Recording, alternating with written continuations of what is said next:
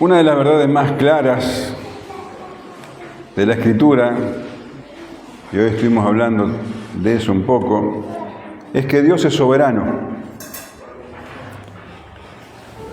Dios es soberano. Él reina sobre todo el universo. El Salmo 93 dice: Jehová reina, se vistió de magnificencia. Jehová se vistió, se ciñó de poder, afirmó también el mundo y no se moverá. El Salmo 103 dice: Jehová estableció en los cielos su trono y su reino domina sobre todos. El Señor Todopoderoso reina. Y esto es una muy buena noticia, la mejor noticia, porque Dios es santo, es justo, es bondadoso, lleno de gracia. Todo lo que Él hace, todo lo que Él hizo es bueno. En Génesis capítulo 1, versículo 31 dice: y vio Dios todo lo que había hecho, y he aquí que era bueno en gran manera. Bueno en gran manera, todo lo que Dios hizo. Santiago dice, te voy a la Nueva Traducción Viviente: todo lo que es bueno y perfecto desciende a nosotros de parte de Dios nuestro Padre, quien creó todas las luces de los cielos. Él nunca cambia ni varía como una sombra en movimiento. Todo lo bueno, todo lo que Él hace, todo lo que Él hizo es bueno, bueno en gran manera. Y este hecho, esta verdad, esta realidad, llena de esperanza, de consuelo, de fortaleza, de ánimo, a todos los que creen, comprenden esta verdad, que Dios reina. Alégrense en los cielos y gócese la tierra, y digan en las naciones: Jehová reina, dice Primera de Crónicas 16. Alegrate por eso. Alegrate porque Dios está al control. Dios reina, Dios es soberano. Todo el universo se somete a su reino, a su reinado. Él está al gobierno de las cosas más grandes, como las estrellas, los planetas, sus órbitas, y de las más pequeñas. Él está al control de los virus, de las bacterias, de todo. Dios es soberano y todo, absolutamente todo, está bajo su control. Pero hay algunos de esos seres que Él ha creado que no reconocen su gobierno, que no reconocen su reinado. La Biblia habla de los ángeles, de muchos ángeles, una tercera parte de los ángeles que han caído, que se han rebelado, que están bajo el dominio o las órdenes de Satanás. Estos ángeles conforman lo que se conoce como el reino de las tinieblas.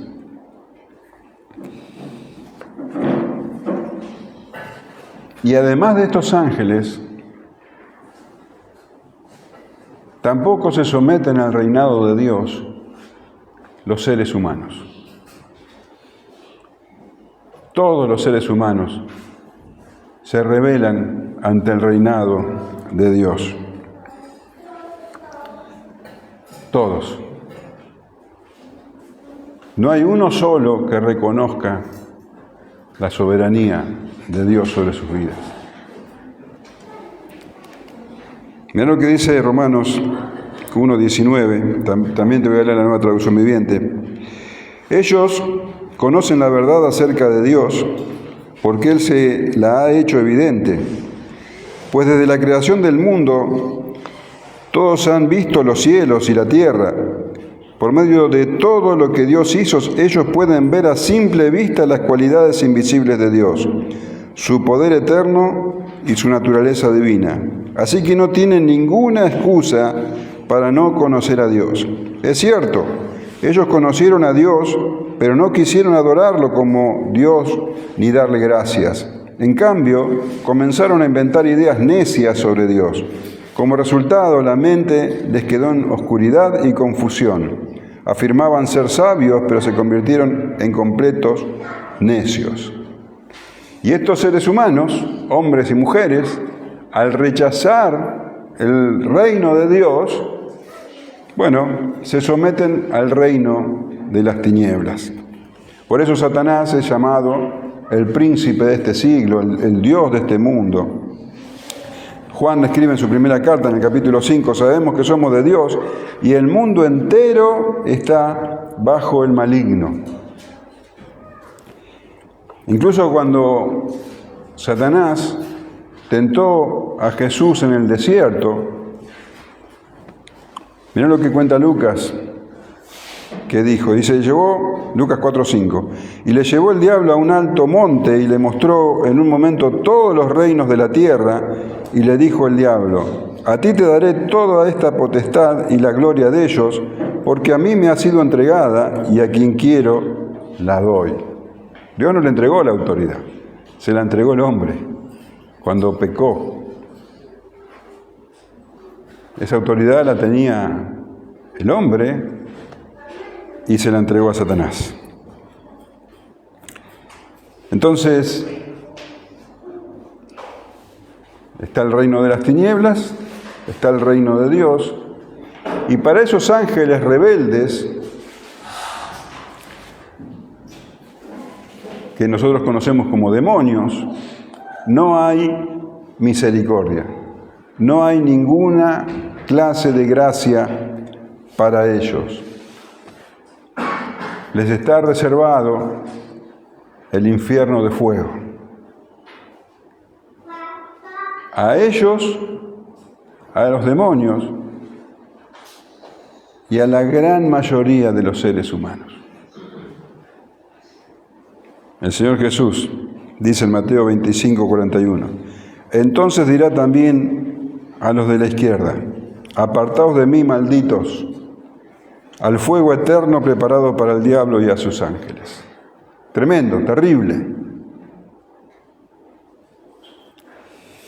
Pero en su infinita gracia y misericordia, Dios sí decidió salvar a alguno de esos hombres y mujeres que se han rebelado contra su reino.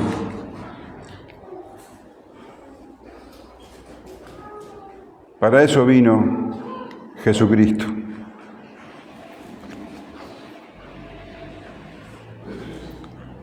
Él vino para salvar a pecadores que merecen la condenación. Y desde el comienzo de su ministerio, el Señor Jesús predicó precisamente que el reino de Dios se había acercado a los hombres. Vamos a leer, continuando con nuestro estudio de Marcos, 1, 14 y 15. 2 versículos. Solo 2 versículos. Vos fíjate cómo Marcos es muy escueto, muy breve, narrando eventos y situaciones importantísimas. Con el bautismo de Jesús, donde descendió el Espíritu Santo, donde se escucha la voz del Padre diciendo, tú eres mi Hijo amado en quien tengo complacencia, donde vemos a la Trinidad en pleno, utilizó 3 versículos para hablar de la tentación de Jesús En el desierto 2 versículos.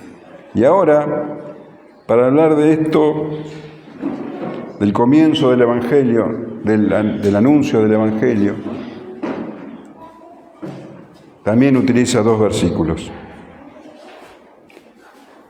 Después que Juan fue encarcelado, Jesús vino a Galilea predicando el Evangelio del reino de Dios, diciendo: el tiempo se ha cumplido y el reino de Dios se ha acercado.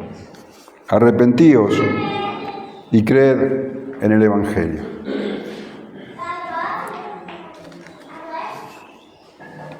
Marcos utiliza esa clase de palabras: después, luego, rápidamente. Ahora, lo que cuenta acá,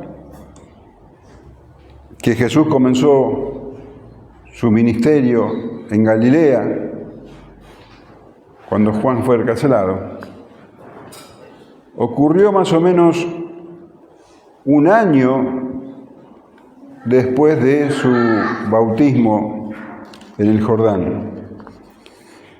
En ese tiempo pasaron cosas muy importantes que, bueno, Mateo, Marcos y Lucas no narran, pero Juan sí. En este tiempo, por ejemplo, Jesús, estando en Judea, en Jerusalén, purifica el templo. O sea, que Él purificó el templo al comienzo de su ministerio y al final. Bueno, en este tiempo, Jesús purificó el templo, tuvo la charla con Nicodemo, y mientras estas cosas pasaban, Juan seguía predicando en el desierto. Juan seguía anunciando que el reino de Dios se había acercado. Estaría hablando ya que el Cordero de Dios estaba allí. Él veía cómo su ministerio iba menguando y la gente iba detrás de Jesús, hasta que en un momento el ministerio de Juan se terminó abruptamente. Y no fue porque su ministerio menguaba, no es que Juan dejó de predicar, sino, como lo explica acá, dice que Juan fue encarcelado.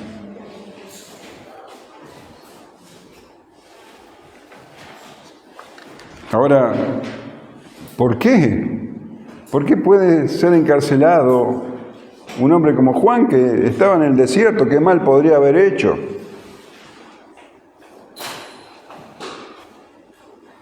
¿De qué podría ser culpable? Bueno, Marcos no cuenta acá, pero en el capítulo 6 se extiende un poco más. Dice así, 6, 17 y 18. Porque el mismo Herodes había enviado y prendido a Juan y le había encadenado en la cárcel por causa de Herodías, mujer de Felipe, su hermano, pues la había tomado por mujer. Porque Juan decía a Herodes: no te es lícito tener la mujer de tu hermano. Bueno, Juan, como profeta que era, él hablaba la verdad, y la verdad a veces es muy peligrosa y muy molesta para algunos. En este caso, para Herodes. Ahora vos te preguntarás seguramente, ¿por qué si Juan predicaba en Judea, Herodes, que vos sabés, era tetrarca de Galilea y de Perea, lo encarceló? No tenía poder, pero sí, porque el río Jordán era el límite entre Judea y Perea, que era, como dije, una zona donde Herodes gobernaba. Entonces, evidentemente, Juan predicaba en las dos orillas, y cuando estaba en la orilla de Perea, denunció públicamente el pecado de Herodes. Herodes le había robado, por decir así, la mujer a su hermano Felipe, Herodías, y se había unido a ella. Esto estaba prohibido por la ley. Entonces, especulamos que Juan lo denunció públicamente, esto llegó a oídos de Herodes y Herodes lo trajo para que Juan se retractara. Pero es claro que estuvieron cara a cara, porque acá dice: Juan porque Juan decía a Herodes, y ese decía quiere decir que era insistente, que le repetía. Entonces, Juan no se retractó, Juan afirmó que lo que estaba haciendo Herodes estaba mal. Entonces, a causa de eso, fue encarcelado. Y en ese momento, dice, después de que Juan fue encarcelado, dice Marcos, Jesús vino a Galilea, predicando el Evangelio del reino de Dios.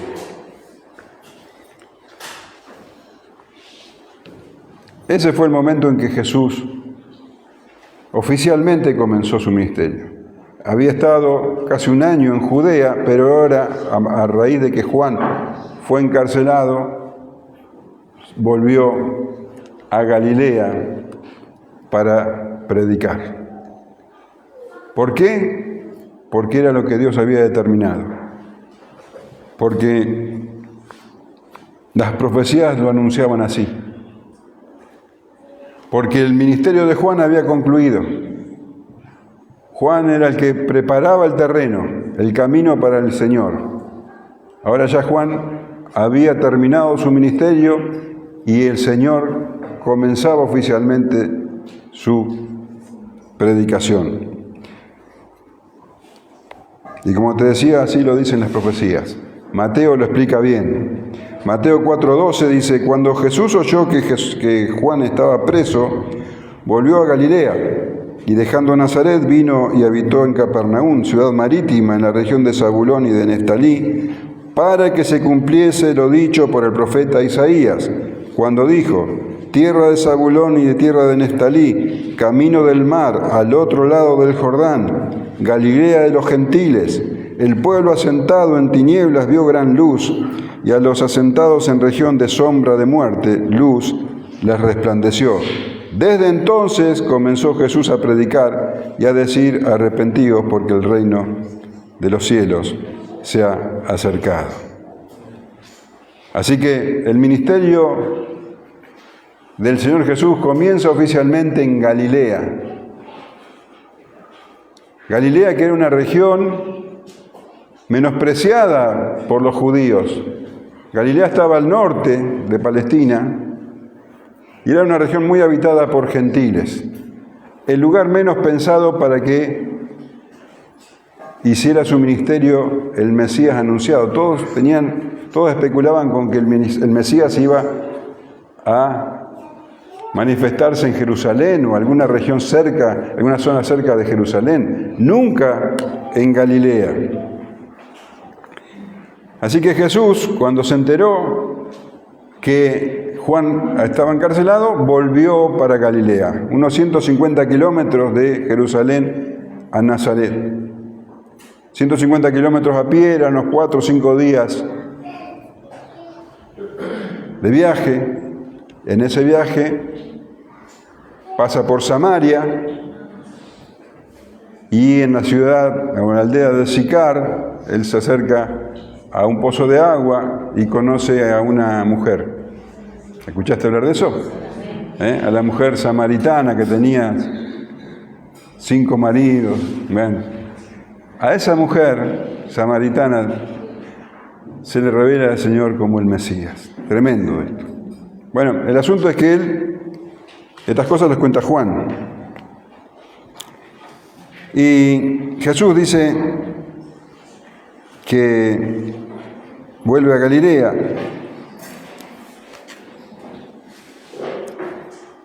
Predicando el Evangelio del reino de Dios. El Señor comenzó a ir de ciudad en ciudad, de pueblo en pueblo, de aldea en aldea, predicando por toda la región el Evangelio, las buenas nuevas. Eso es lo que quiere decir Evangelio, vos sabés. Las buenas nuevas del reino de Dios. Y esta buena noticia primero iba a ser anunciada a los judíos y luego a los gentiles. Y los judíos tenían una idea de esa buena noticia, porque ellos estaban esperando la venida de un Mesías rey. Vos lo sabés. Los judíos sabían que las profecías anunciaban la llegada del Mesías Rey. Alguien que establecería el reino de Dios. Pero ellos tenían una idea muy carnal de lo que era el reino que el Mesías iba a establecer. Ellos lo que realmente esperaban es que el Mesías los liberara de la opresión del Imperio Romano, estableciera un imperio próspero, poderoso, donde todos estuvieran bien, llenos de bienestar. Esa era toda la expectativa que tenían. Y por supuesto que el Mesías tenía que llegar, como dije, a Jerusalén. Pero el Mesías que vino no era el que esperaban. Ellos verdaderamente no entendían las profecías. Ellos estaban con sus mentes carnales rendidos al reino de las tinieblas.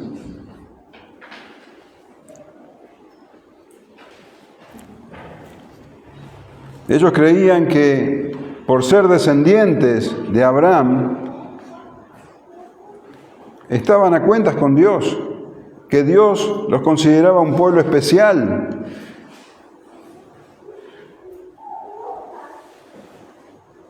Verdaderamente no entendían nada. El Mesías vino a decirles que estaban en condenación y que necesitaban salvación. De hecho, Juan el Bautista ya lo había anunciado. No entendían nada, tal como lo explicó el apóstol Pablo en la carta a los Romanos. En el capítulo 3, versículo 10 dice: como está escrito, no hay justo ni aun uno, no hay quien entienda, no hay quien busque a Dios. Todos se desviaron, a una se hicieron inútiles. No hay quien haga lo bueno, ni siquiera uno. No hay quien entienda. Ese era el problema de los judíos, no entendían. Estaban con sus mentes entenebrecidas, rendidos al poder de Satanás.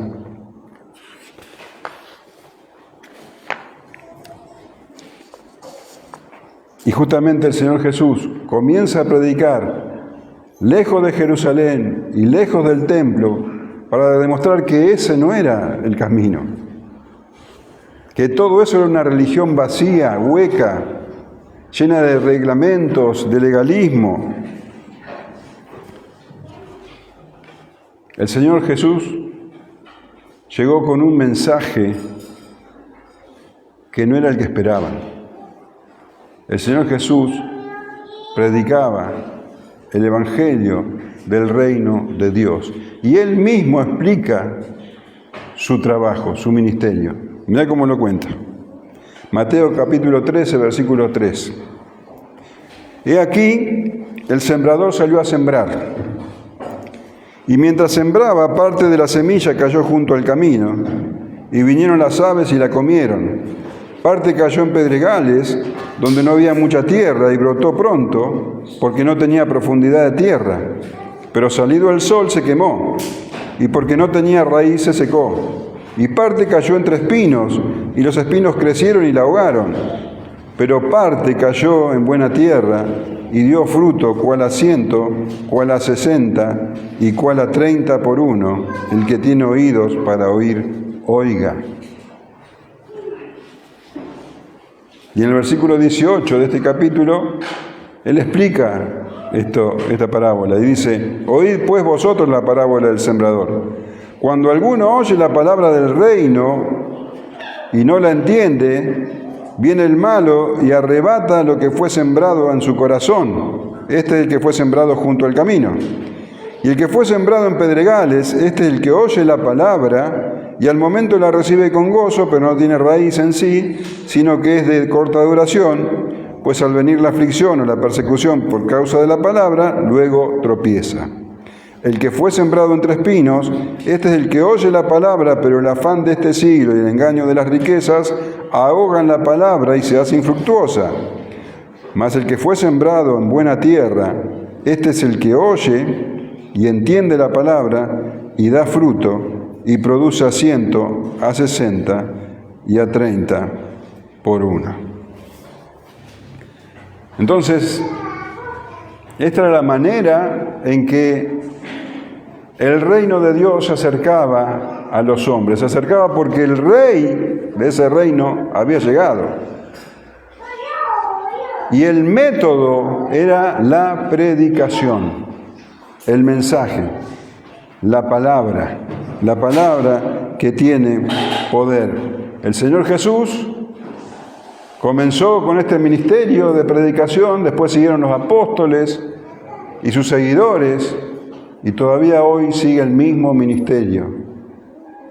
El reino de Dios va avanzando poco a poco por medio de la predicación de la palabra de Dios. El mensaje es el mismo que predicó el Señor Jesús. Las personas hoy, gracias al Señor Jesús, pueden entrar en el reino de Dios. Y continúa Marcos diciendo, el tiempo se ha cumplido, este era el mensaje, el tiempo se ha cumplido y el reino de Dios se ha acercado, arrepentíos y creed en el Evangelio. El tiempo se ha cumplido.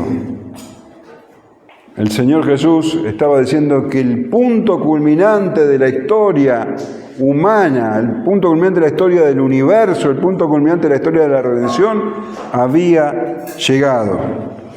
El tiempo se ha cumplido.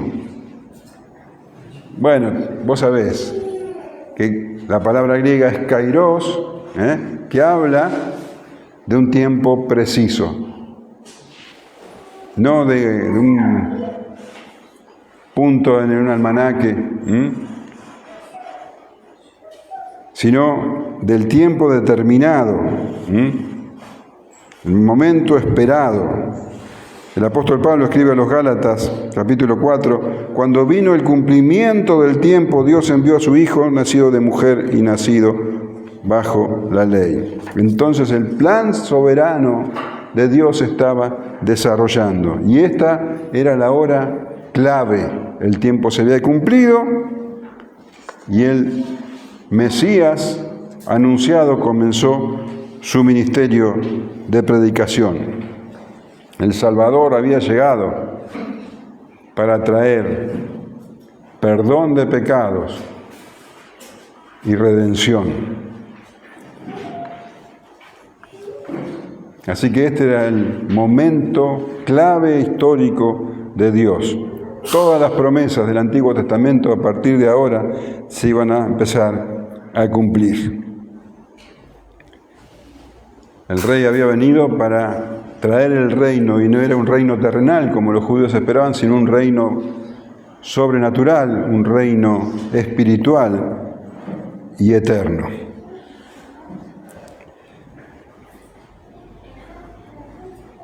Un reino que se iba a manifestar de una manera nada espectacular. Marcos 4:26 dice, así es el reino de Dios. Como cuando un hombre echa semilla en la tierra y duerme y se levanta de noche y de día, y la semilla brota y crece sin que él sepa cómo, porque de su uso lleva fruto la tierra, primero hierba, luego espiga, después grano lleno en la espiga, y cuando el fruto está maduro, enseguida se mete la hoz, porque la siega ha llegado. Las personas determinadas por Dios pasarían del reino de las tinieblas al reino de Dios.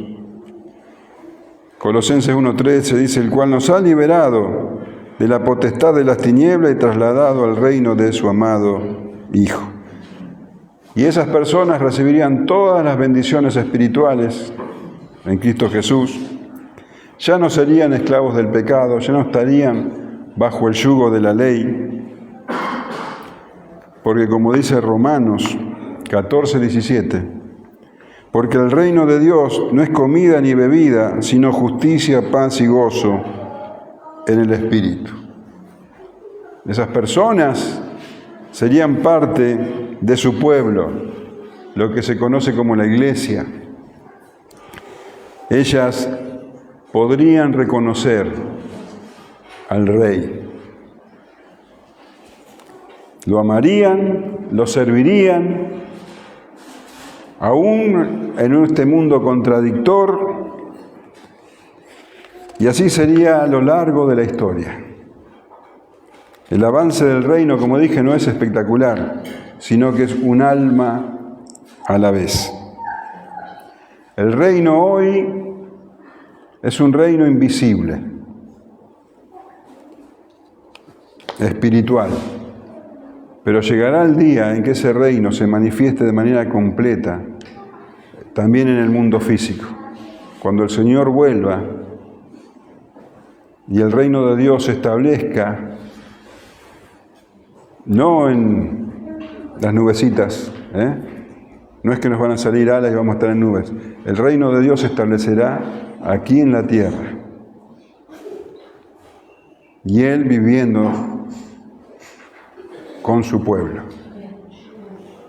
En el cielo nuevo y la tierra nueva. Ahora, ¿cómo una persona puede pasar del reino de Satanás al reino de Dios? El Señor simplemente dice, arrepentíos y creed en el Evangelio. Eso es todo. Arrepentíos y creed en el Evangelio. Esa palabra arrepentíos, en el original es convertíos. Conviértanse. Conviértanse. El arrepentimiento tiene que ver con una comprensión profunda, clara del pecado. No de un pecado, sino de tu vida que es pecaminosa, de la vida de pecado. Y esto provoca una tristeza profunda en el corazón.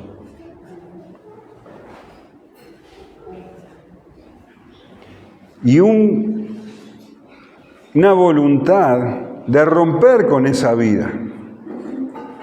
No es que el arrepentido siente tristeza por lo que hizo, por lo que vivió y nada más. No, él quiere romper con esa vida. Por eso el arrepentimiento no tiene solamente que ver con el pasado, tiene que ver con el futuro. La palabra convertidos por ahí nos da una idea más clara. Porque es una conversión total, un cambio radical. La idea de arrepentimiento es, bueno, yo iba en esta dirección, me subí a un colectivo, iba en esta dirección, me bajo del colectivo y tomo la dirección contraria, ya no voy más para allá. No voy más, no quiero ir para allá.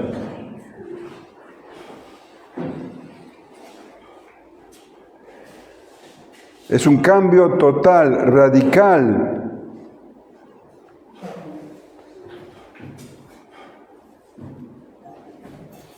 Es Dios quien trabaja en las personas. Es Dios quien provee ese arrepentimiento. Ahora, el arrepentimiento solo no salva. La persona tiene que creer en el Evangelio. Creer en el mensaje del Evangelio. Creer en Jesucristo. De eso se trata. Entonces, la persona que se arrepiente toma conciencia de que no se puede jactar de nada, que todo lo que ha hecho en su vida es pecar contra Dios.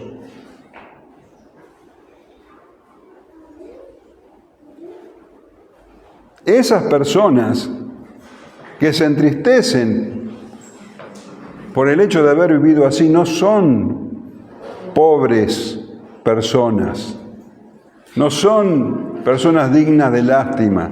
La Escritura dice que son bienaventuradas.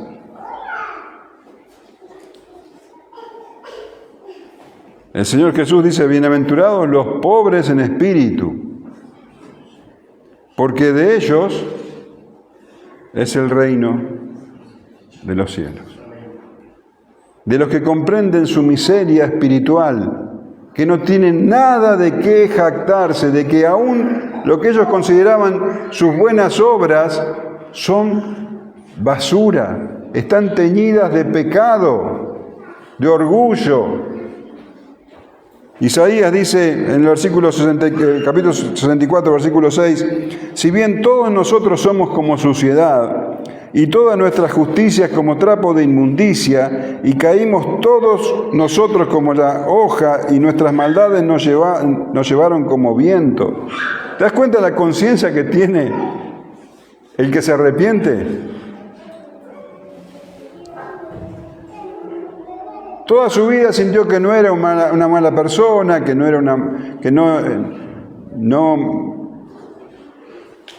no merecía el desprecio de Dios, pero ahora toma conciencia de que sí. Mirá lo que dice Isaías. Todos nosotros somos como suciedad, estamos impuros delante de Dios. Dios es santo,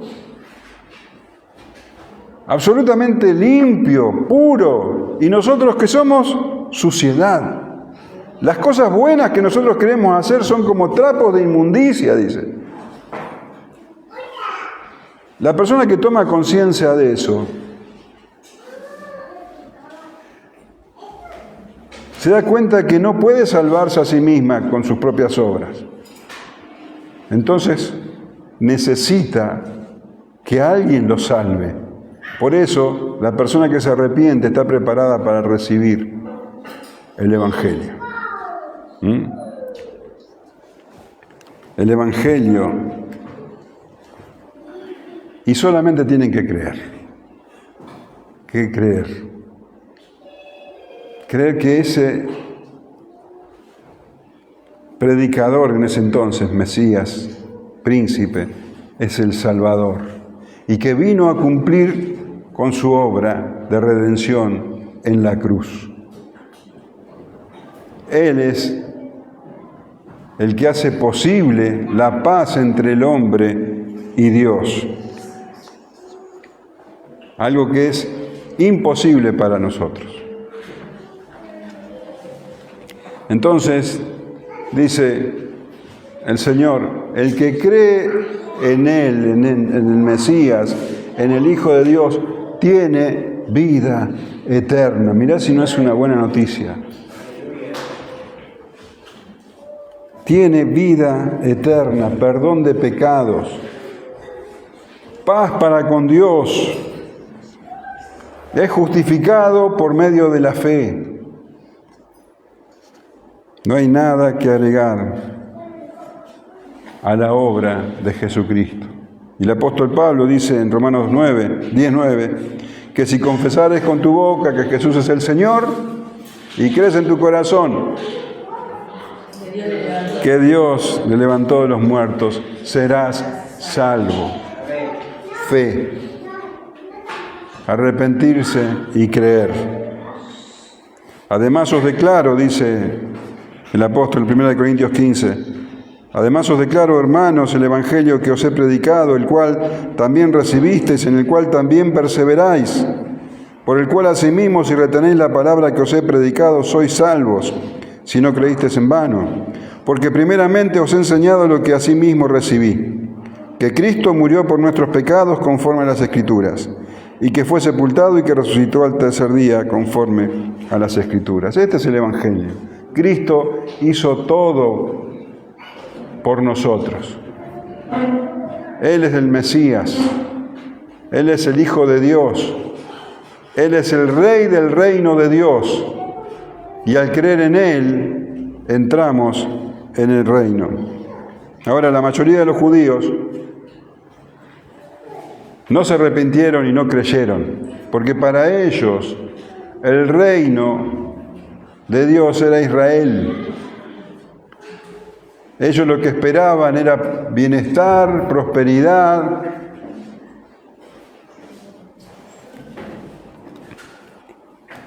Incluso los mismos apóstoles no entendían el significado del reino de Dios. Los apóstoles que estuvieron 3 años y medio con el Señor Jesús no lo entendieron. Y dice el libro de los Hechos que Jesús, resucitado, estuvo después 40 días con los apóstoles. Mirá lo que dice. Hechos 1:3. Jesús resucitado. O sea, estuvieron 3 años y medio con Él, lo vieron morir en la cruz y lo vieron resucitado. Y estuvo 40, mirá lo que dice. A quienes también después de haber padecido se presentó vivo con muchas pruebas indubitables, apareciéndoseles durante 40 días y hablándoles acerca del reino de Dios. 40 días Él resucitado, hablándoles ¿sobre qué? Sobre el reino de Dios. Y resulta que al llegar el último día de esos 40 días, el Señor estaba a punto de ascender a los cielos. Solamente quedaban las últimas palabras que los apóstoles podían decirle al Señor Jesús. Ya estaba a punto de ascender. ¿Y qué crees que le dijeron en esas últimas palabras? Hechos 1:6. Entonces los que se habían reunido le preguntaron, diciendo: Señor, ¿restaurarás el reino a Israel en este tiempo? ¿Te das cuenta que eso era lo último que le iban a hablar al Señor? La última pregunta que le iban a formular. Y le preguntan, ¿y el reino dónde está? No ibas a restaurar Israel. Y podríamos esperar que el Señor le diga, la verdad, muchachos, me tienen cansado. Podríamos esperar eso, ¿no sería justo? Pero el Señor con toda paciencia y amor les dice, no os toca a vosotros saber los tiempos o las sazones que el Padre puso en su sola potestad, pero recibiréis poder cuando haya venido sobre vosotros el Espíritu Santo y me seréis testigos en Jerusalén, en toda Judea, en Samaria y hasta lo último de la tierra.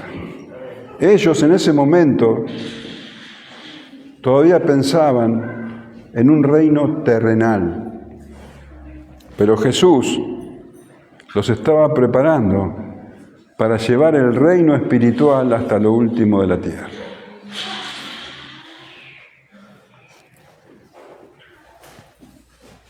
Estos hombres iban a ser los encargados.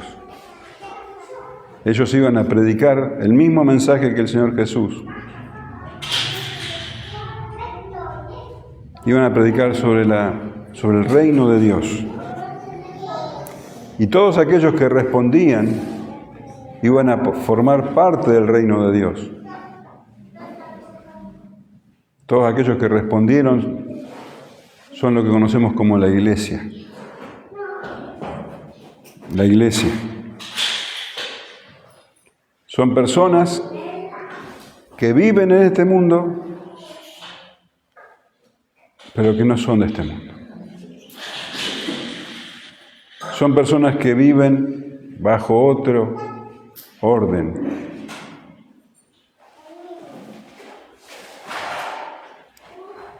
Se someten a los gobiernos humanos, pero pertenecen a un gobierno superior. Ellos tienen la mirada puesta en los cielos.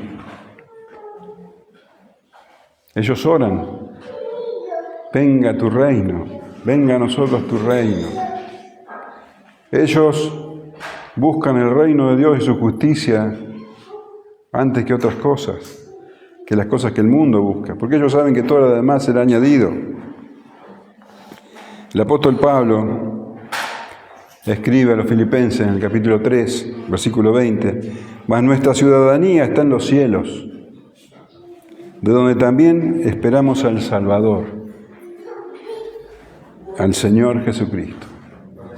Ciudadanos de los cielos, ciudadanos del reino de Dios.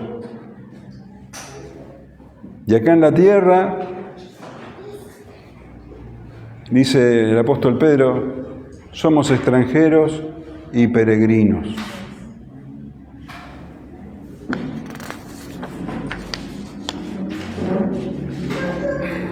El reino de Dios está por encima de los reinos terrenales.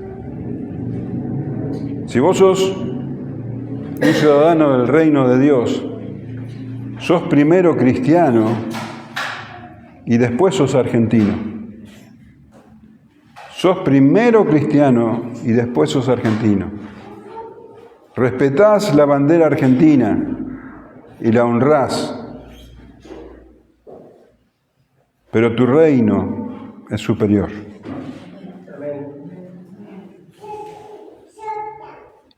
Respetás al presidente, pero vos tenés un rey por encima de todo, el Señor Jesucristo. Si vos sos un ciudadano del reino, amás a Jesucristo por encima de todas las cosas. Si vos sos un ciudadano del reino, ya estás viviendo allí. Y el reino se manifiesta en tu vida.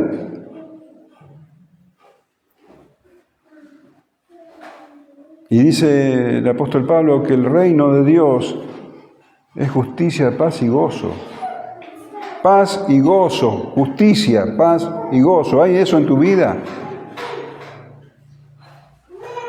¿Hay paz, gozo y justicia en tu vida? Justicia es buscar hacer la voluntad de Dios todo el tiempo. No que seas perfecto, no que nunca falles, pero tenés un anhelo profundo por hacer la voluntad de tu Rey. Eso es ser parte del reino de Dios.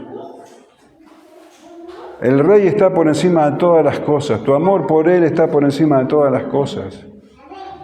Es Jesús, hermano, es Jesús. Es Jesús, tu Salvador. Dios mismo que se humilló hasta lo sumo para darte vida. El Padre dio a su Hijo unigénito por vos.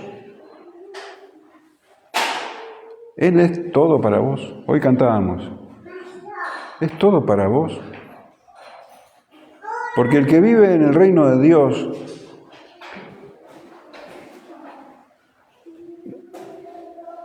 no tiene otra cosa que Jesús. Si no tenés a Jesús, no tenés nada. Si no tenés a Jesús, no tenés nada.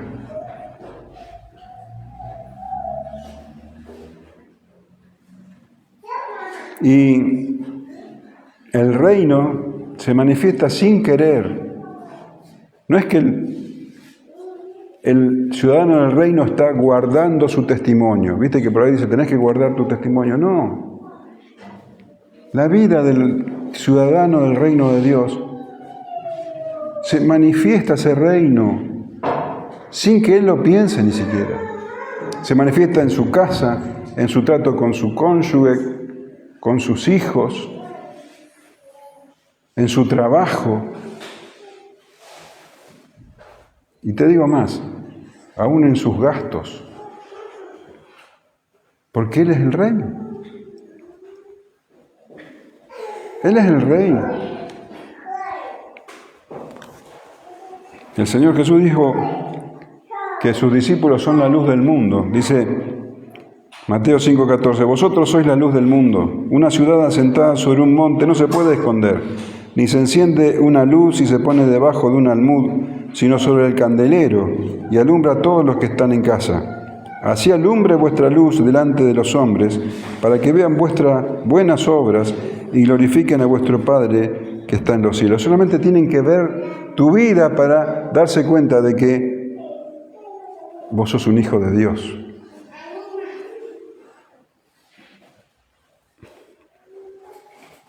El reino de Dios se ha acercado. El Rey ha llegado. Y tenés que preguntarte, hermanos, si estás viviendo bajo su reinado. Porque si no estás bajo el reino de Dios, estás bajo el reino de las tinieblas. Y esto, hermano, es un asunto de amor. Porque dice el Señor Jesús que los hombres amaron más las tinieblas que la luz. Si vos amás las tinieblas, vivís en las tinieblas. Si amás el pecado, estás en el mundo de las tinieblas, en el reino de las tinieblas. Si estás tratando de vivir lo más cerca del pecado posible, todavía estás en las tinieblas. Y el Señor Jesús te está diciendo, el reino está ahí, se ha acercado, está cerca tuyo, no está más allá en el cielo lejos, está aquí. Solamente tenés que arrepentirte y creer. Arrepentite de tu vida pecaminosa. Arrepentite de que no has tenido en cuenta a Dios jamás, de que solo querés hacer tu voluntad,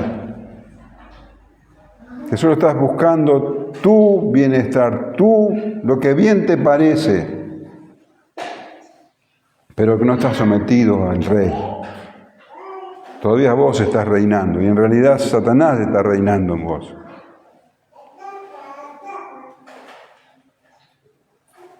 Arrepentite, arrepentite.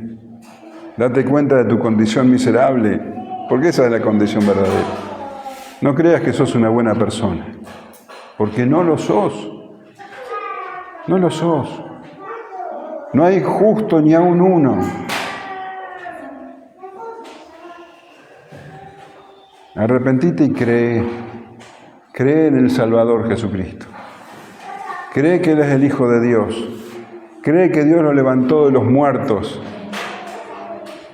Y sometete a su señorío, a su gobierno. Esta es la buena noticia. El reino de Dios se ha acercado. Amén.